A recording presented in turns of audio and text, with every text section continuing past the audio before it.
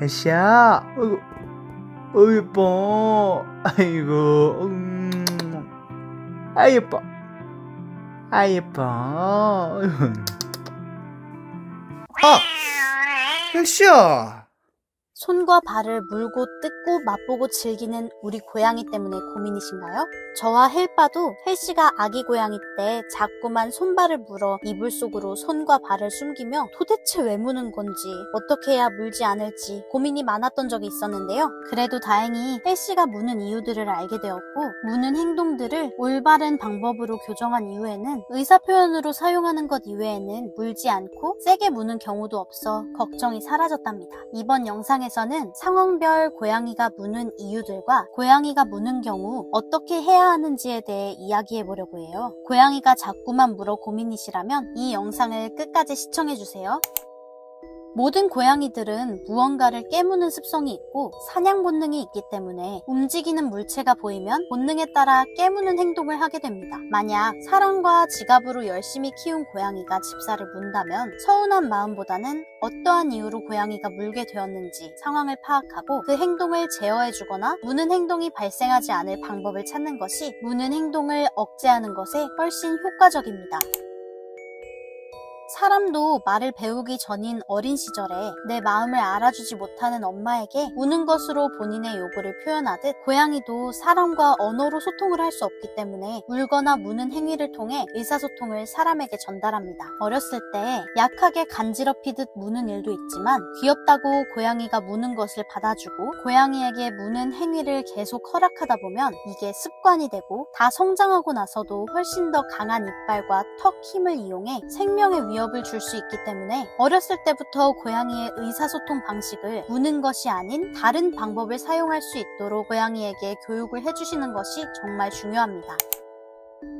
고양이는 집사가 너무 좋을 때 손이나 발 등을 핥다가 살짝살짝 무는 러브바이트를 하기도 합니다. 이 행동은 원래 고양이들끼리 살짝씩 물면서 서로에 대한 애정을 표현하는 행동에서 이어진 행동인데요. 고양이가 집사가 너무 좋아서 참기가 힘들 때 동족에게 하던 표현 방식 그대로 표현하는 행동이 러브바이트라고 합니다. 고양이가 기분이 좋을 때 살짝씩 핥거나 문다면 고양이가 기분이 좋구나 생각해 주시면 됩니다. 하지만 고양이가 너무 아프게 깨문다면 간단하지만 명확한 언어로 그만, 등등 고양이에게 집사가 그 행동을 싫어하고 있다는 것을 알려주시는 것이 좋습니다.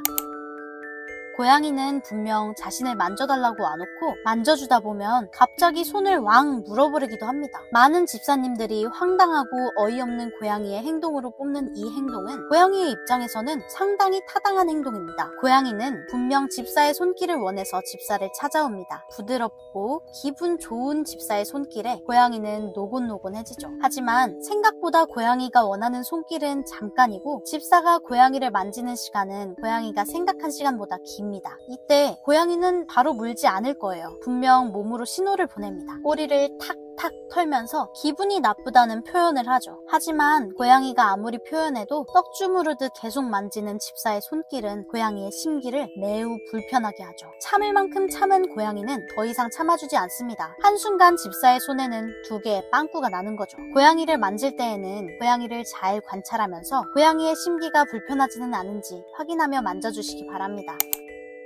생후 6개월 전에 아기 고양이는 이갈이를 합니다. 사람이 이간할 때 잇몸이 간지럽고 아파서 이앓이를 하듯 고양이도 이간할 때 간지럽고 아파서 앙앙거리며 여기저기 물기 시작합니다. 이때 고양이는 세상 모든 물건들을 물어보며 세상에 대한 정보를 터득합니다. 이 물건은 먹어도 되고 저 물건은 먹으면 안 된다는 지식들을 직접 배워갑니다. 이때 집사의 손은 좋아하는 집사의 향기도 나고 움직이기도 하며 따뜻하기까지 한 세상에서 가장 궁금한 물체입니다. 이때 집사를 문다면 집사의 손이 궁금하고 재미있어서 문다고 볼 수 있습니다. 장난감을 가지고 논 직후거나 창밖에서 날아다니는 새를 보고 잔뜩 약이 오른 상태에서 집사의 손이 움직이는 걸 본다면 이미 극도로 흥분 상태인 고양이는 주저없이 집사의 손으로 달려들 수 있습니다. 고양이가 채터링을 하고 있거나 귀가 빨개진 채 심장이 엄청 빨리 뛰고 있다면 그때에는 고양이가 진정이 될 때까지 거리를 두는 것이 집사가 살아남을 수 있는 유일한 방법입니다. 지금까지 고양이가 무는 이유에 대해서 알아보았는데요. 이제부터는 고양이가 무는 것을 완전히 멈추게 할 수는 없지만 무는 이유를 토대로 무는 횟수를 줄이는 방법을 알려드리겠습니다. 이건 말 그대로 본능이기 때문에 정말 교정하기가 어려운 부분인데요. 그래도 고양이가 자신을 보고 있는 상황에서 손으로 어딘가를 긁거나 반복적으로 소리를 내는 상황을 최대한 줄여준다면 그래도 본능으로 인해 물리는 상황을 조금은 방지할 수 있습니다.